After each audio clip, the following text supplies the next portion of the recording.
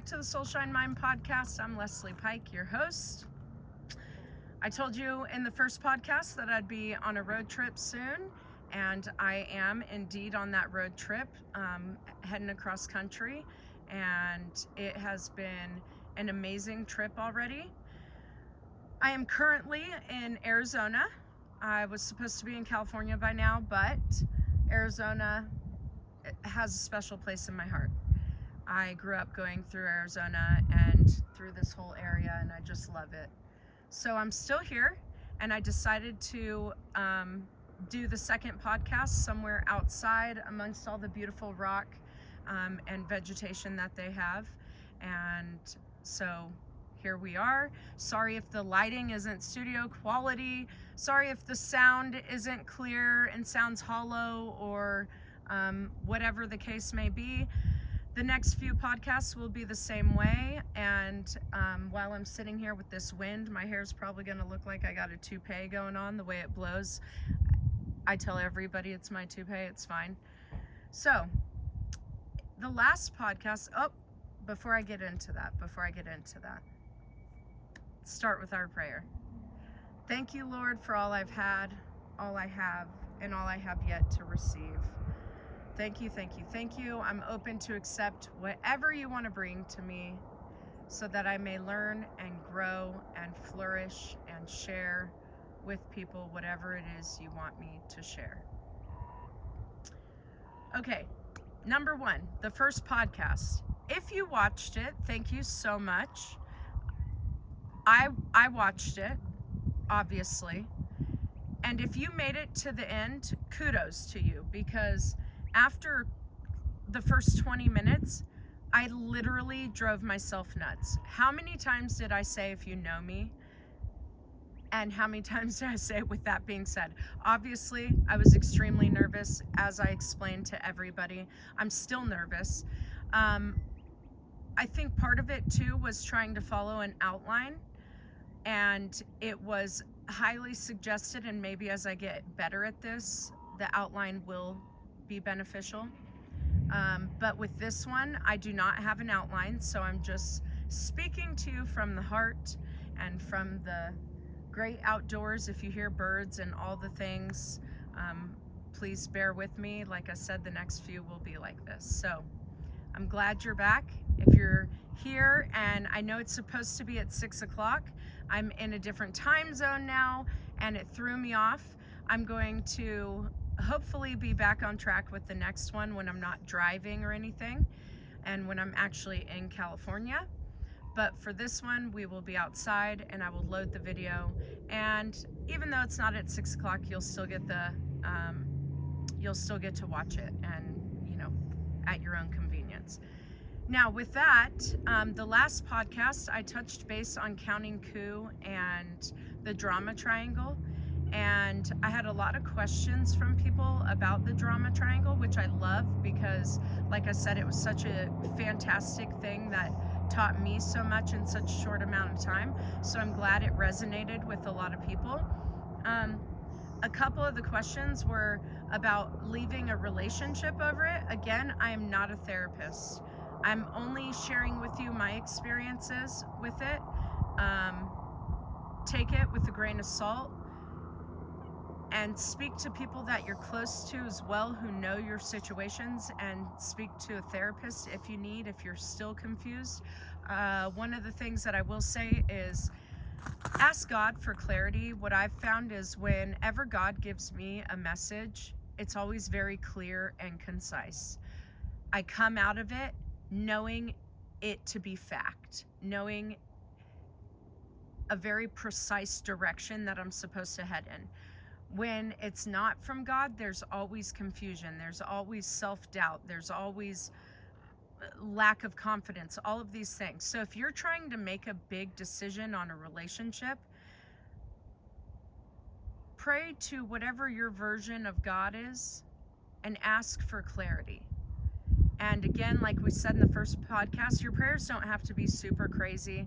They don't have to be, 10 minutes long. If you have a lot to ask for, a lot to say, then by all means. But if not, don't hesitate to just say, God, can you please give me some clarity on what I'm supposed to do? Make sure you're speaking from the heart. God hears our heart, not our mind. And I can assure you that if you're paying attention, you're genuinely looking for the response, but even more so open to receive, you will get it. So, in regard to leaving a relationship with the drama triangle, if you are in an unhealthy relationship and you are at a point where you are constantly questioning it, and you can identify the roles with the drama triangle clearly, then you should probably do what you need to do. However, the drama triangle does not mean that you need to leave a relationship. Sometimes we just have to change the role that we are playing in the relationship. So if you have just noticed that you and your significant other are stuck in the drama triangle and you're not sure what to do, number one would be to sit down with them, ask them if you can have the conversation, explain to them the drama triangle. You can go on my Facebook page and print out the notes that I posted after the podcast itself that are basic questions and an outline for you to follow on how to identify that and how to remove yourself from it. Sit down with them, go over how you feel you're playing your role. Start with yourself. Don't start with pointing your finger at them, because if you do that, there's a really good chance they're going to be defensive and you're not going to get anywhere with that conversation. So start with what role you believe you're playing. Start with an apology and true, genuine ownership of the role that you're playing, and then discuss with them. See if they have identified by listening to you their role in the drama triangle, and then start to discuss how you guys can transition or transcend into the empowerment triangle. So that would be my suggestion in regard to identifying that and applying it to your relationship. And again, just know, I tell everyone, take everything I say with a grain of salt. Research it yourself. Don't take my word as fact. God never intended for any of us to follow anybody blindly.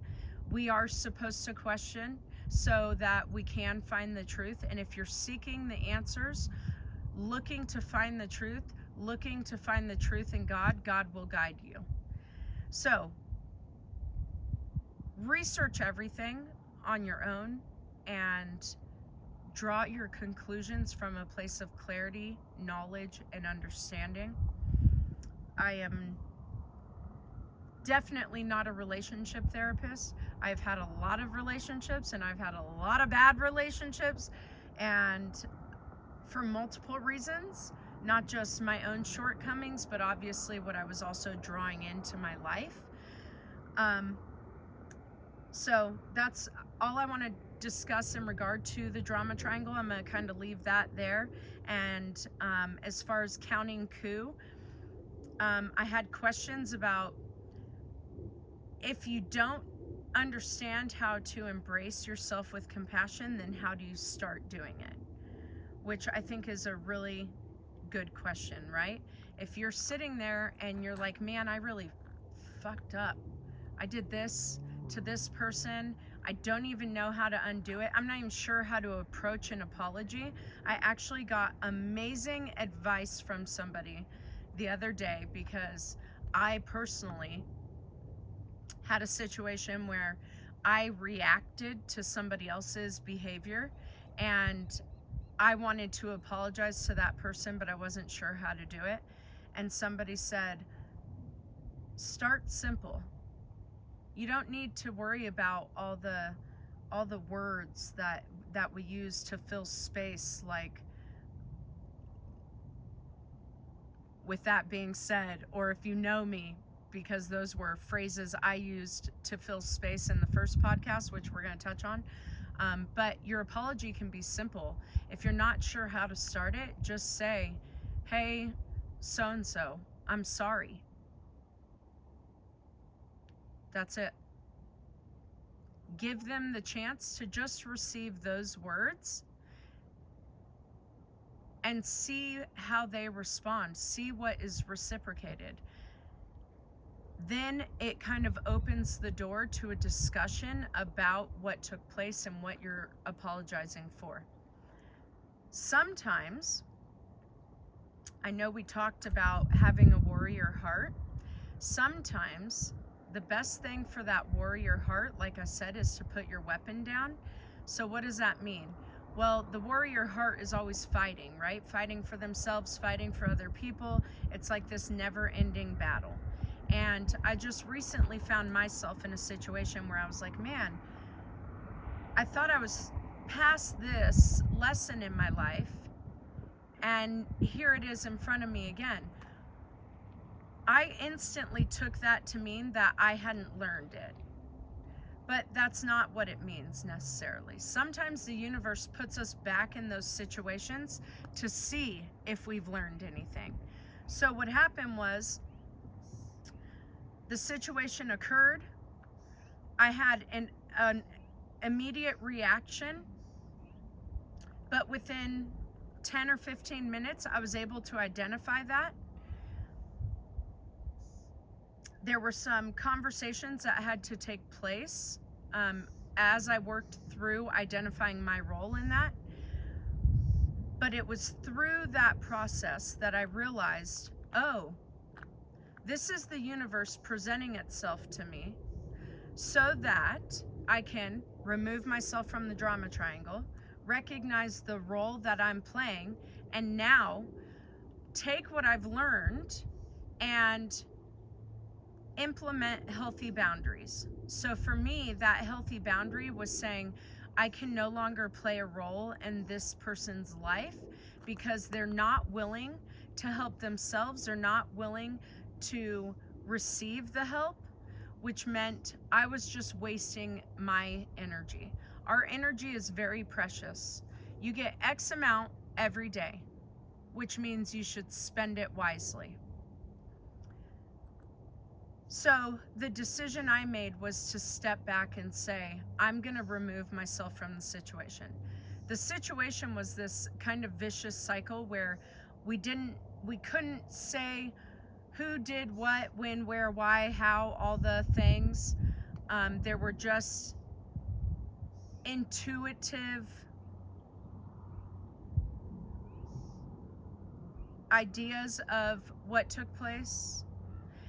And so my solution was to say, you know what? We're beating a dead horse. I'm gonna just say, you know what?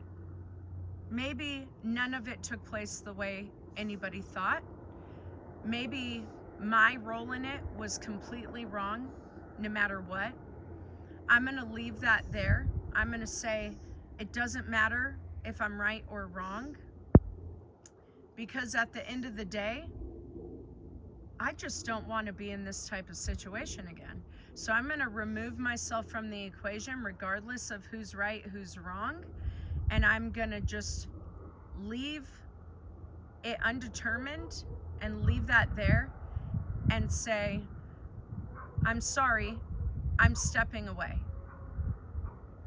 And that is really difficult to do, especially if you're in a situation with somebody that you care about, whether it's family or a significant other or even your own children. It could be anybody. So when you do that, my suggestion is to take yourself, go outside, or whatever you have to do, just separate yourself from the situation.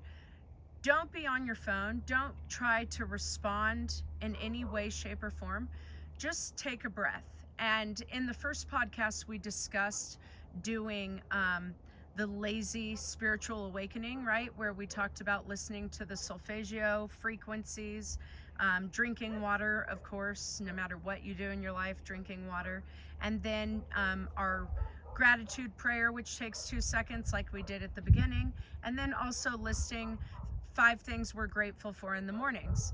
Well, one of the things that I left off was actually a very quick and super important one. And it's a really quick breathing technique. I taught it to my soccer players one season. I had a couple of players who had asthma. It's in no way, shape, or form meant to replace asthma, but like all ailments, mind over matter for a lot of it. So I taught these kids this breathing technique. And what was crazy is I had one soccer player who was actually using her inhaler, I think roughly 5 times per game. She was only able to stay on the field for like 5 minutes and then would have to come off. I would remind her, mind over matter, slow your breathing in through your nose, out through your mouth, and then of course the breathing technique so that she could implement it on her own. And what's crazy is she actually was able to learn to control her breathing to a point where she was only using her inhaler 1 time at the start of the game. Now, the breathing technique was not necessarily meant to replace her inhaler. I just wanted her to have a method to help slow it when it was getting crazy for her. Sorry, the wind, I know you don't see it, but there's stuff coming towards me. I can feel it. So what do? You breathe in for 5 seconds, you hold it for 5 seconds, and you exhale for 5 seconds, and you do that 5 times. So in for 5, hold for 5, out for 5, 5 times. If you can do that, it takes 1 minute and 15 seconds. No matter what situation you're in, if you cannot spare 1 minute and 15 seconds to do that breathing technique, I can assure you, your problems are significantly larger than whatever the problem is at hand. That breathing technique is not only going to help slow your heart rate and calm you, it's going to start focus on your nervous system. Most of us don't even realize how we operate with our nervous system. Excuse me, our nervous system kind of puts us on like autopilot, and our nervous system is established from when we're young, the traumas that we experience. Those trauma responses take over, and that's what turns our nervous system into like an autopilot response. So doing that breathing technique kind of helps your nervous system go, oh wait, what is this new thing? What is this? And it helps calm it, which allows you to then think from a clearer space. So you stand to lose nothing, right? Not to mention you're getting all that good oxygen to your body.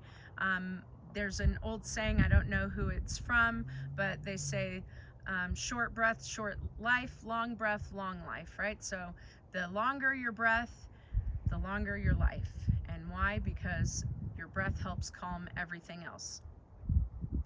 So add that to our toolbox of lazy spiritual awakening techniques, and now add that to our toolbox of how do we respond to people and those situations. So we're going to remove ourselves from the situation. We're going to stop, not respond, not be on our phone, because there's something else that we do, and I'm totally guilty of it. We get on the phone with people, and a lot of times it's for venting, or it's from a state of confusion. Am I crazy? Am I wrong in this situation? But we don't have to respond right away. It's okay to say, I'm going to take a breath. For 1 minute and 15 seconds, I'm going to breathe. I'm going to try to reset my nervous system. I'm going to just recalibrate what was taking place. When we call people and we repeatedly talk about problems with one person after another, what we don't realize is we're keeping that dramatic event in our life, and we're just repeating it like a tape, right? We're just repeating it. So we can't allow the situation to leave our life because we keep bringing it in. Now, does that mean that we're not supposed to talk about things? No, absolutely not. But that means when you're in that situation, take time to think about it. Take time to calm down for a second, because those conversations will also be different. When you engage in those conversations with somebody, your energy is going to change. So the way you're conveying the message to them, the energy behind that is going to change. So instead of talking to them out of anger or sadness and projecting that onto them, and then them having to you know, reciprocate their advice or whatever with that, we're going to be able to stop and say, you know what? Listen to what happened. But now our energy behind it is going to be very different. So why is this important? It's important because, as we said in the first podcast, what's coming is going. If this situation is happening, the universe is trying to teach you something. There are emotions inside of you that are associated with this dramatic event that you have to identify, so that not only the event of that caliber or with that lesson associated can leave, but also so that those emotions themselves can leave. So what do we do when we're in that situation and we want to talk to somebody? You call them and you talk to them. It doesn't mean you can't. It just means that, you know, if you have one or two people that you've now conveyed the message to, maybe stop and think before you convey it to a third or fourth or fifth. Don't continue inviting it into your life. If you end the conversation with them on a positive note, let that positive note be the end of that situation. There's no reason to kind of hash open that wound again. Well, what if I don't feel like it's healed? Or what if it, you know, I thought it was good, but now here I am again? Well, a lot of that probably has to do with our frame of mind and reminding ourselves, you know what? That situation is behind me. I already talked about it with somebody. It already had a positive ending. In fact, maybe it had 2 or 3. I don't need to revisit that. It's done. I don't need to continue to give it space in my life. If you can learn to stop and start that process, you will find that you are able to work through dramatic situations way quicker.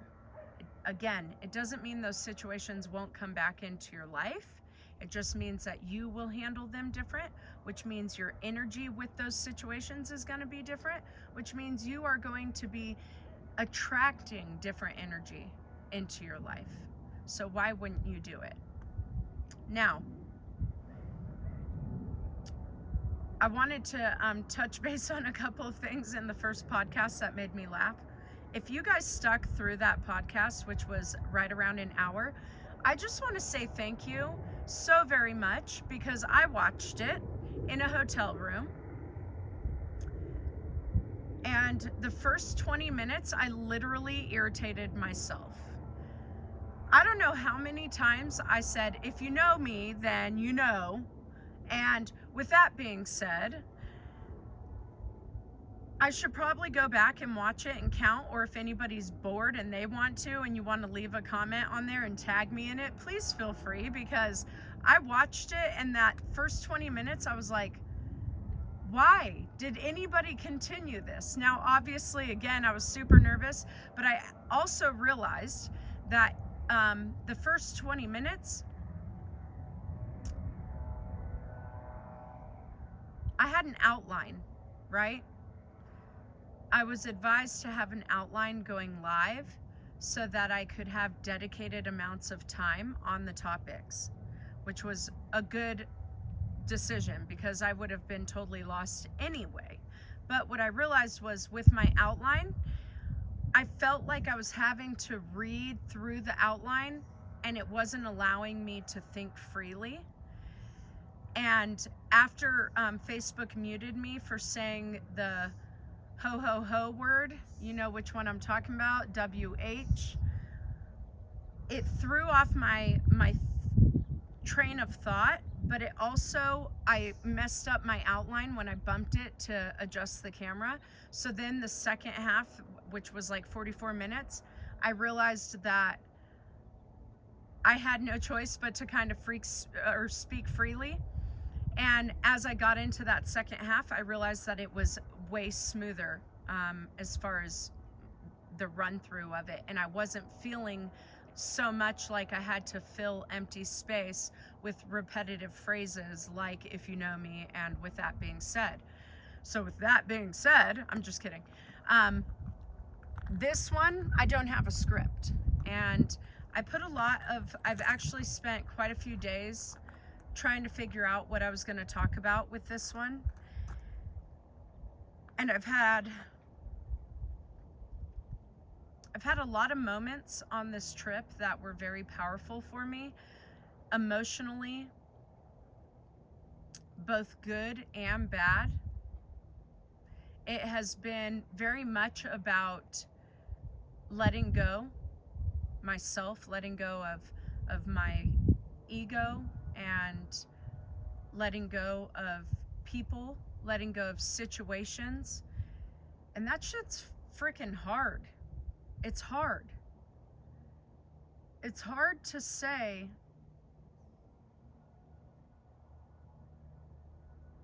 I'm gonna relinquish control of my life. I'm gonna relinquish control of who I am. I'm gonna relinquish control of people in my life. I'm gonna put my faith in whatever God I believe in, and I'm gonna trust completely that God is going to guide me where I'm supposed to be. It's terrifying. And when you embark on a spiritual awakening, the craziest shit starts happening to you. And I mean literal craziness. You genuinely start to get feelings that you are dying, that your life is going to come to an end. One of my cousins said that she literally felt like through the process of hers that her skin was coming off. I have had tremendous anxiety with my spiritual awakening, and I've never really been somebody to have anxiety. I think I've had it maybe like twice prior to that. Crazy anxiety has come with it. And that's because the ego is all about control. It wants to control you. It wants to control your life. It wants to control every aspect of the human experience. And I'm going to use a phrase that one of my friends keeps telling me to stop using, ego death. I don't know if you've ever experienced an ego death, and there are people who have other phrases for it, which we can go over another time. I had the most profound ego death, which is what launched me into my spiritual awakening. I had taken shrooms, and I did not measure them, and I didn't like the taste of them, so I actually put them in my spaghetti and ate them. Leslie, why the hell would you do that? Well, I didn't take the shrooms for reasons that most people did. I had no intentions of seeing colors or shapes or whatever that came along with it. I had read how so many people had profound spiritual moments, but also that it had helped with things like PTSD or just gaining clarity about life and why we're here, which that was the question that really had plagued me. Since I was a young girl, I always had questions. I went to church, Catholic church, but I always had questions. What did forever mean? And who wanted to go to heaven forever, indefinitely? That's so long. And so I had really big questions about why I was here. What the hell was my purpose? What the hell was the point of all of this? And so I took the shrooms and I ate my spaghetti. I had taken shrooms one time prior to that, a very small amount. And the only thing that happened was I saw a Gerber daisy take a breath. That was it, which that and enough would be people saying like, I'm not doing it. But that wasn't enough to curb my appetite. And about a month later, I would take my spaghetti with a shamanic dose of shrooms in it, which I had no clue. What would begin to take place was the craziest thing. I was in my bedroom and I had a movie on that was nothing that I picked intentionally. I just turned the TV on, which I don't know what people would advise in regard to turning your TV on. I know lots of people do a lot of things when they're doing them. But so anyhow, the TV was on, and it was not a great movie. It had a lot of violence. I'm sure some of you know the movie. It's called American Beauty. And it was right at the point where there was, you know, some violence and stuff. And it was so crazy because I could just see red coming out of the TV. And I was like, oh my gosh, this movie is literally filling my home with negative energy. I need to turn this off. So shortly after that, I would begin melting into my bed. My body would begin melting into my bed. And it would start at my feet. And I would begin to have anxiety as my body started to just disappear into my bed. Because as my body was melting away, my bedroom was disappearing as well. And I was no longer even in that space. I was in complete darkness with tiny dots of light everywhere that I could only equate to space. I began to get anxiety because I knew that my physical being was dying, and I was terrified about what was going to take place. So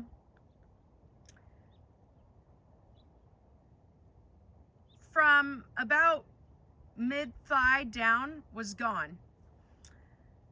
This arm was turning to ash, and the ash was floating up to my ceiling. This arm was just floating off doing God knows what. It was just hanging out over here in the air. So at this point, my legs had pretty much disappeared. This arm was disappearing. This one was trying to float away. I was essentially just my torso and my head. And as this was taking place, I could feel my heart starting to slow. And I had so much anxiety and fear. I can't even put it into words, the amount of fear I had. And all of a sudden, it was like somebody flipped a switch. It was instant, just like you turn your lights on. I went from immense anxiety and fear to complete peace and understanding. And I was communicating with God. There was no voice. It was instant knowledge. The only way to refer to it is like an instant download of clear, concise information. And the peace that I felt, I instantly was like, oh my God. We've taught people to be so afraid of death, and we don't have anything to be afraid of. The peace that comes with it is just incredible. We have nothing to fear. As soon as we let go, God is there, waiting. Literally just waiting. Just hanging out saying, just let go. I'm right here. I'm right here.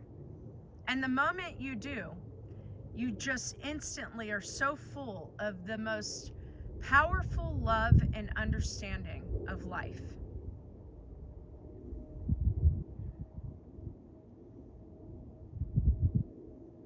The question that I went into my experience with was, what are we all here for?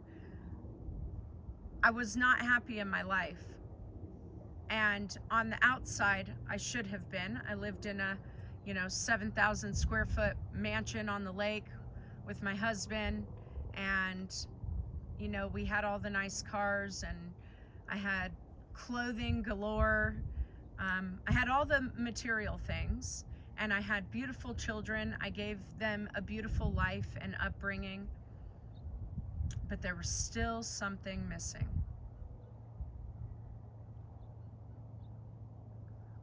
And although I grew up in church, it just never really resonated with me. And I would go And my grandpa at the time, I would show up to church in holy jeans, and my family would be like, why are you wearing your holy jeans? And my grandpa would say, tell them it's because they bring you closer to God. Those are your holy jeans. So my sweet granddad. So although I grew up with a church influence, it was never enough to answer those questions for me. So I lived life knowing that there was a higher power, that there was a creator, but just not having that genuine connection that I would see in other people. And I would look at them and think, like, how do you have this peace? How do you have this deeper understanding, this love, this connectedness? Because I would go to church, and I went to church for years, I don't even know how many, and I just couldn't get the connection. And it wasn't that I didn't believe, it just wasn't happening the way I needed it to, the way that apparently God was communicating with me. I wasn't open to receive it. So, researching plant medicine, I thought at this point I had nothing to lose. And because I was still not happy, what better time than then, right? So, what God conveyed to me was, Leslie, we create our own reality. Everything around you, you wanted. And as I say that, I can literally feel vibrations in my hands. It's like a friendly reminder, a friendly reminder. Everything in your life you drew to you. You wanted the big house. You wanted this life. We create the reality we want, which most of us know that, right? We have the gift of technology, and we have the gift of the internet, that this is in our face.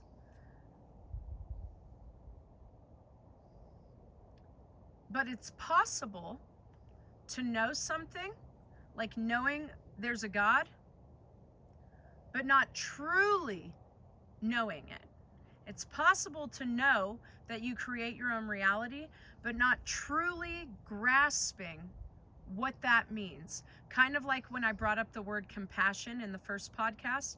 Does anybody really know what the definition of compassion means? That is why you're supposed to question things.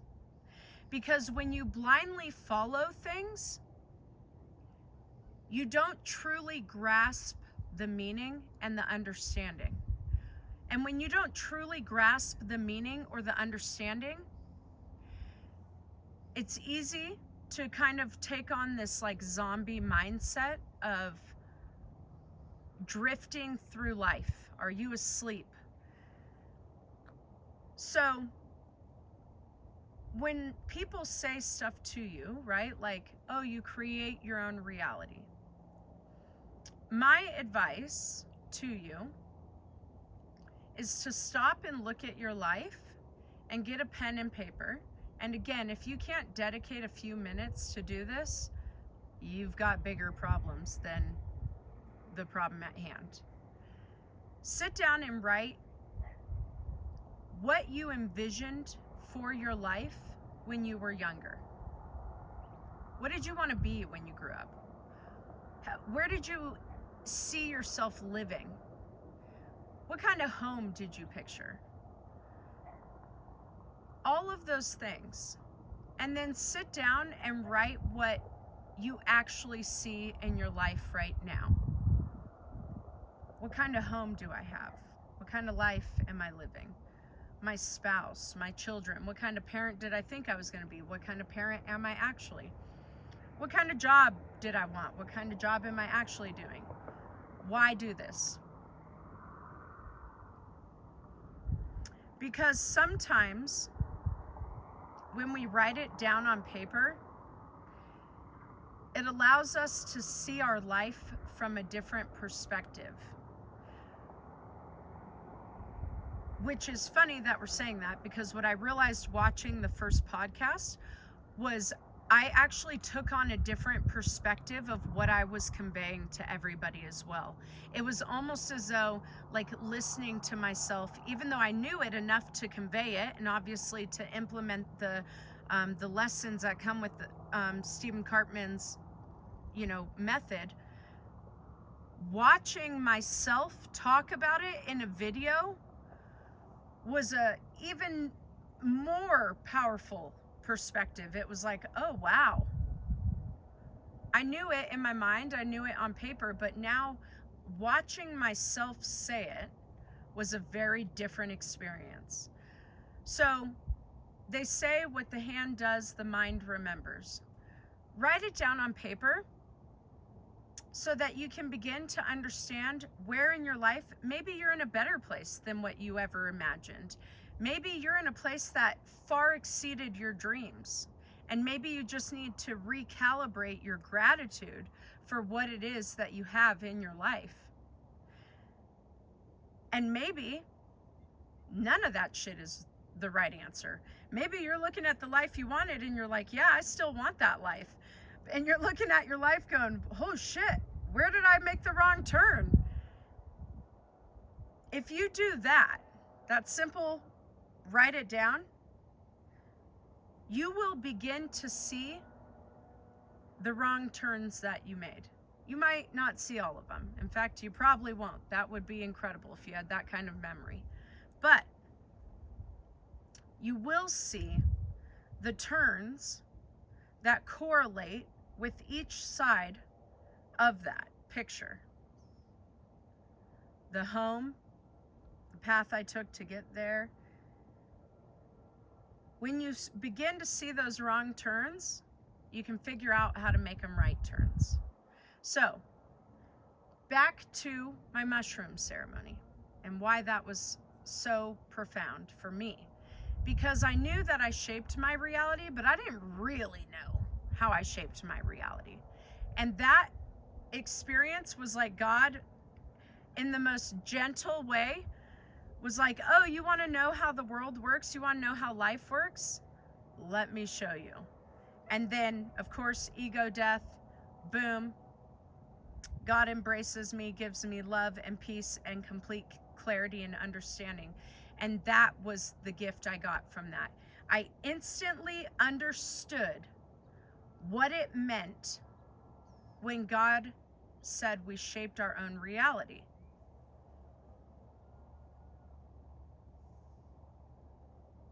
That did not change my life. Because even though I understood it in that moment, when I came out of it, all of a sudden I was back to the physical world and there was some confusion with it again. But the seed was planted. And that's why they say the faith of a mustard seed. Because for 3 days, I could not leave my house because I was just looking around at my life like, man, it doesn't even feel the same. It just feels like a different space. I feel like a different person already. The people in my life feel different. So in that 3 days,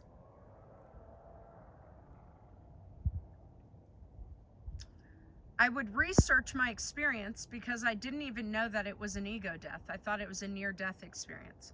So I went on this crazy research for 3 days of researching near-death experiences, only to come to understand that it was an ego death, which I can assure you in the moment very much feels like the same thing. And through that process of research, I would come to discover ayahuasca. And I would read the horror stories associated with ayahuasca. Don't drink it. It's going to fuck up your whole world. It's going to flip it all upside down. And it does, indeed. But it only does it with the things that don't align with your true self. So yeah, if you're content in your world not aligning and you're content just being miserable, then don't drink the medicine. If you're content knowing there's a God but not truly understanding the connection, or you just can't seem to get it, yeah, don't drink the medicine. side note in there, if you're somebody who already has that kind of relationship with God, more frickin' power to you. Man, I wish that had been my case. Well, I say that, but to be honest, I wouldn't trade my ayahuasca experience for anything. In fact, I will do it again. I've done 8 ceremonies, 4 in Costa Rica, 4 in Colombia. I went to do, I went to do a couple of them somewhere else, but I didn't get to participate in the ceremony. And those ceremonies,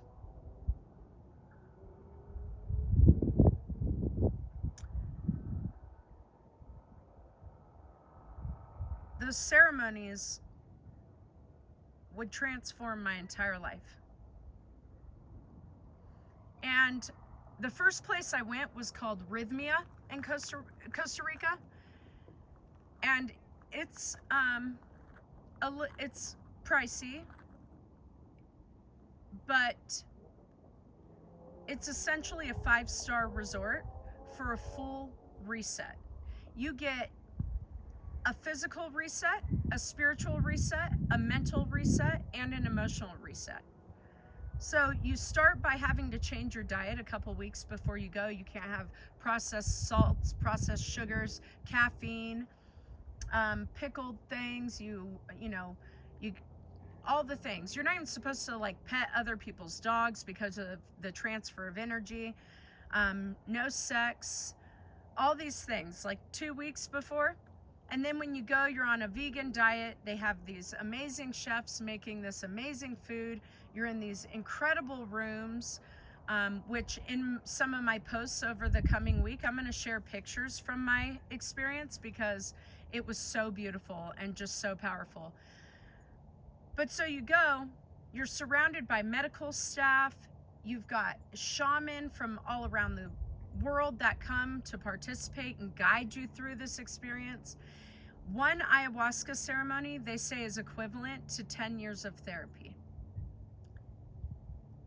100%, I would agree with that. 100%. But people go and you think it's a magic wand. It's not a magic wand. You're not gonna go drink ayahuasca and come out of it and be like, Mary Poppins. It's not how it's gonna work. What it does is the medicine shows you what's inside you, your fears, love, all of this stuff. And then it's gonna show you, and not in this order because everyone's experience is different, but then it's gonna show you your creator. There are people that go from all walks of life, all corners of the planet, and all beliefs. And when you go to Rhythmia, they've got, relics all throughout the grounds that represent all religions. So everybody feels welcome, not to mention, the interconnectedness of all teachings and the core being love, which again, another podcast, another day. Once I get used to these, they'll probably get longer and longer. Right now I'm trying to stick to that 1 hour window. But there were people there that I met who were atheists and had been atheists their entire life. And after 4 days, left knowing damn well that there was a God. So the medicine shows you what's inside you, which of course, if we're all made in the image of God, right? God's going to come out when you're there.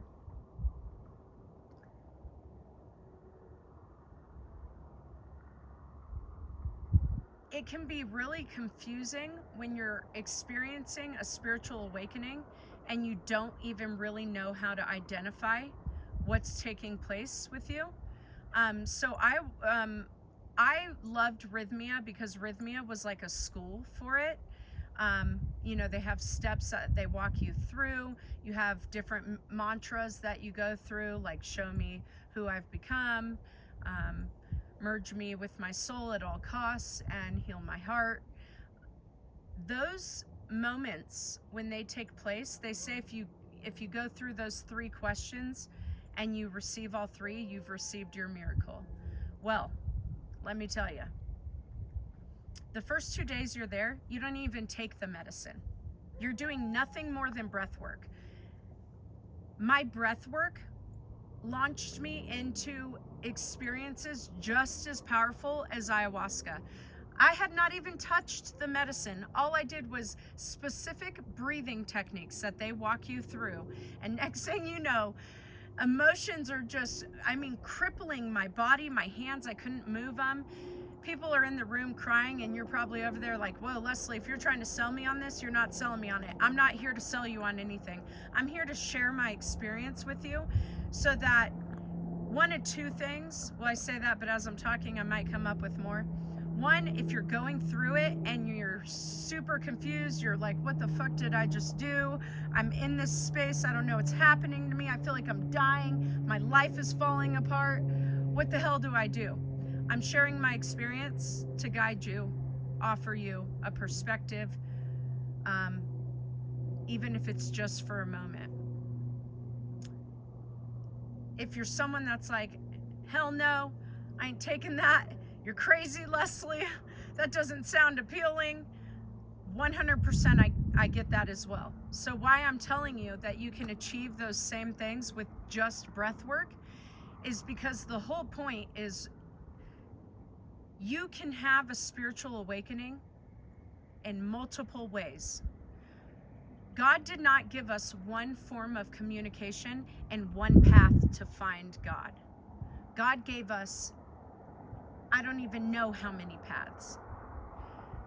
So if you're a believer in God, but you just don't feel like you can hear God's voice, you're not sure what to make of it. If you're already hearing God's voice and you're on this spiritual awakening, but you don't know how to navigate it, I'm here to share my journey with you. So the ayahuasca experience itself we'll dive into another day because it literally takes hours to explain those 4 ceremonies. I will have to figure out how to break it up as I talk to you about my experience and why I actually decided to start the podcast and the driving force behind it. I know I said in the first podcast that Costa Rica showed me that I was a healer, not in the clinical sense, but in the sense that people are just drawn to my energy. Well, there's more to it than just that. Being a healer isn't necessarily about healing other people, even though it is also about that very thing. It's also and primarily about healing yourself, because when we do the work inside of us, we transform our own energy, which transforms the energy we give, which transforms the energy around us, as I said in the first podcast, transforms our community, transforms the world as a whole. So if you are looking at the world right now, and I have so many people I know that are like, Jesus, take the wheel, call for backup. When we doing this again? This place is scary. I'm terrified. It's too far gone. Just clean slate this place. I get it, 100%. But I'm also here to tell you that as I drive across this country and I get to see the beauty all around us, which as I say that, I'm going to turn my camera so you guys can see. This planet is still so gorgeous and so full of beauty and opportunity to learn and flourish and love and guide. It's amazing.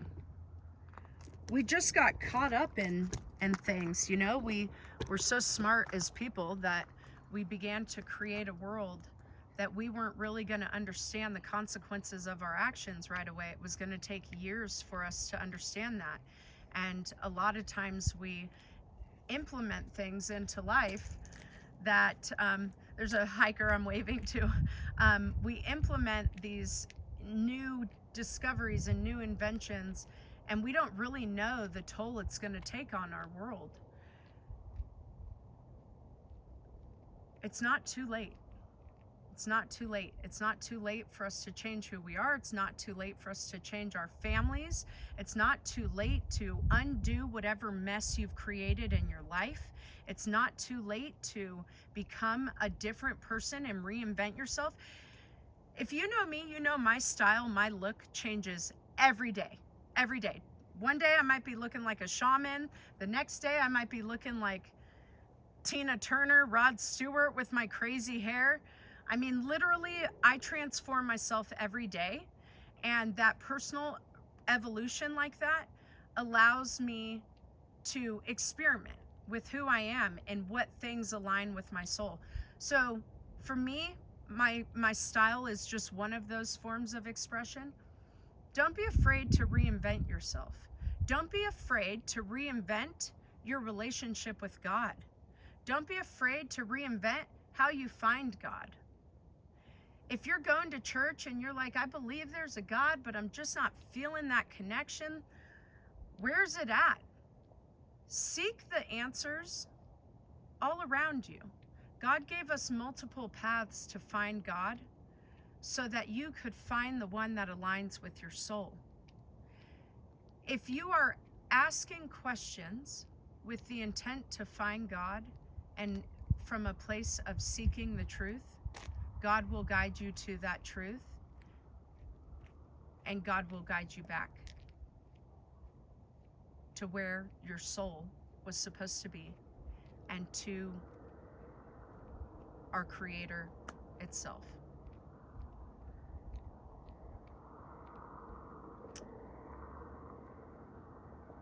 A spiritual awakening is not easy. It's not easy.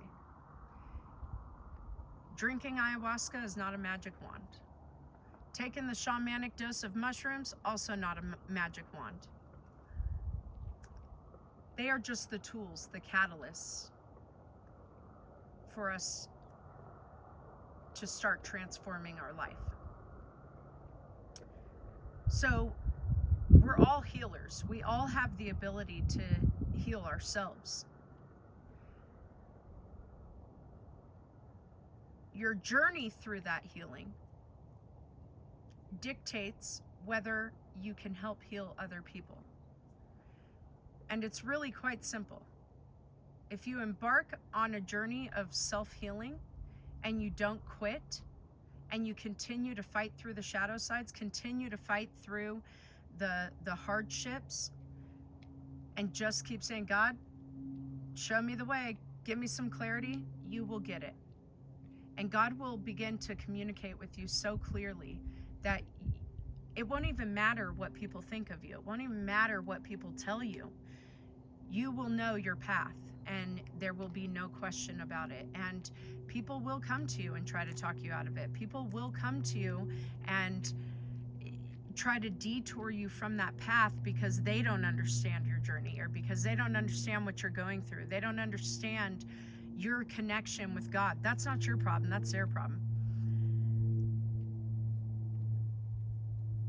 If you're lost in your life and you're seeking a direction, send me a message. I'm not here to steer you towards drinking ayahuasca. If you feel called to it already, I am more than happy to discuss it with you. They actually say that we don't seek out the medicine, that it seeks us. It calls us. And ayahuasca is actually called a plant medicine. It's not a drug. And here's why, for people who have questions. A drug is something that you take, and the more you take it, the more you need, because your body's dependency and all of that stuff. I also equate it to something made in a lab. A medicine cures you of something. A medicine helps heal you. Now, we do have medicines that are made in a lab, right? Like amoxicillin or whatever. Ayahuasca is just 2 plants that's made into something you drink. And the more you drink, the less you need, because the healing is so profound and so deep. But again, I'm not here to call you to ayahuasca. I'm not here to tell you to take mushrooms. I'm not even here to tell you to go to church. I'm here to tell you that if your life doesn't feel right, if your soul is yearning for something else, if you're questioning everything in your life, if you feel like it's one shit show after another, you probably want to start looking into a spiritual awakening and doing it the lazy way. Like I said in the first podcast, and like we touched on in this podcast. You don't have to go do mind-altering things. You don't have to, feel like obligated to go to church constantly, and if you don't, you're gonna be condemned.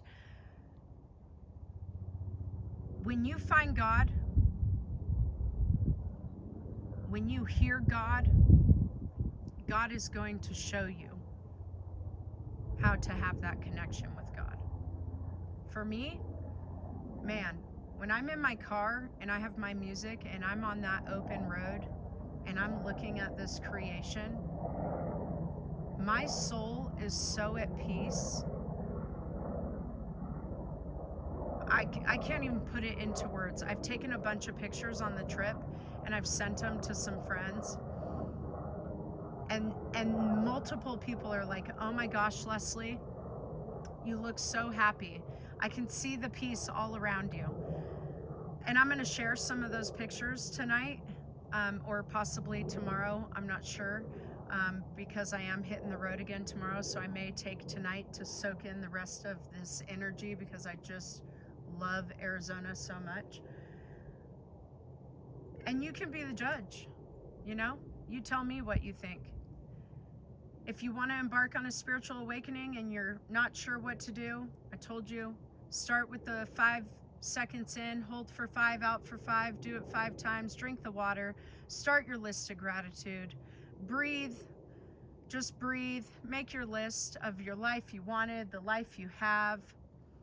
Those little things are going to start triggering things in your brain, and they're going to start guiding you. God's going to go, oh, you're curious. Well, let me show you what I got. And when God does that, you're going to be so glad you did it. It's going to be hard. You might be like me, where you have moments where you literally legit think your life is coming to an end. And it's okay. All of it's okay, because no matter what takes place here, no matter what path you take, it all equates to us all going one place, right? It all equates to us leaving this place as we were always intended. So, with that being said, I'm going to call it a night. Sorry for the late post. I love all of you. Thank you for watching it. If you do, I got the first one loaded on YouTube. I haven't gotten it on Spotify yet. I am learning as I go, so please be patient with me. If you have tips, if you have tricks, if you have skill sets, all those things, send me a message. I am open to all the knowledge, and I'd love whatever guidance there is. I've also been told that people who have podcasts have like nicknames for their people who follow. My people, we are going to be known as the spiritual gangsters. Why? Because when I went to Ayahuasca and I was watching them do their thing after one of my ceremonies, I was like, man, these guys are like the OG of healing. They're like the Snoop Dogg's, Dr. Dre's of healing, up there with their feathers and all their stuff. They just look badass. And then when I combine that with the fact that they were taking people's darkest moments and converting them to love, they're gangsters. And I came up with the term spiritual gangsters. So if you're willing to face your fears, you're willing to transform your life, you're willing to do all the things, my term, my words, you guys are going to be known as my spiritual gangsters. So if you tune into the Soul Shine Mind podcast, we are spiritual gangsters. We are on the path to facing our fears, transforming ourselves, transforming the world around us. so that we can continue to live in this beautiful place as God intended. With that being said, I'm going to end it there, and I'm going to go get some dinner. I love you guys. I'm sending you love, happiness, peace, energy, and I will share pictures of my travels. Until next time, I'll see you Wednesday at 6, and I'm going to give you one more quick shot of the mountains behind me over here. Look at that. Oh my gosh, are you freaking kidding me? Look at that. Just beautiful. Thank you. Thanks for being in this moment with me. Thank you, God, for this. Who doesn't love a sunset over a mountain? And I caught the sunrise this morning. I'm feeling blessed. I could be homeless right now. And I'd find peace in it. Look at that. How can you not? I love you all. Until next time, see you Wednesday at 6 p.m. or right around there. I'll be sure to update my posts a little bit better if the timing isn't going to work out. In the meantime, have a beautiful night, my spiritual gangsters, and I'll see you next time. Peace.